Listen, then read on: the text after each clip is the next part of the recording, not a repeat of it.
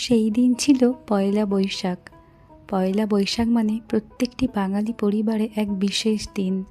নতুন ক্যালেন্ডার, হালখাতা, বিভিন্ন রকমের ভালো মন্দ বাড়িতে রান্না হওয়া, সব কিছু মিলিয়ে এক আলাদাই ইমোশন বাঙালিদের মধ্যে কাজ করে।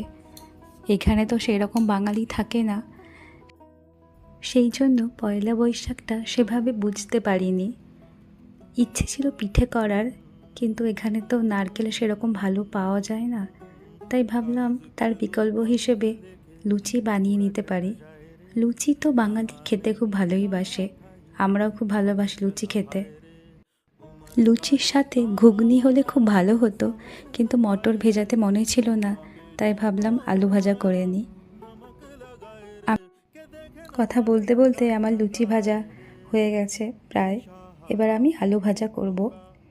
আলু ভাজা অনেকে বিভিন্নভাবে করে, আমি কিন্তু আগে থেকে হলুদ আর নুন মেশাই না। প্রথমে কড়াই জিরে আর লঙ্কা ফোড়ন দিয়ে তারপর আলুগুলো দিয়ে দিই, তারপর তাতে সামান্য নুন দিই, একটুখানি নেড়ে চেড়ে ঢাকা দিয়ে দিই।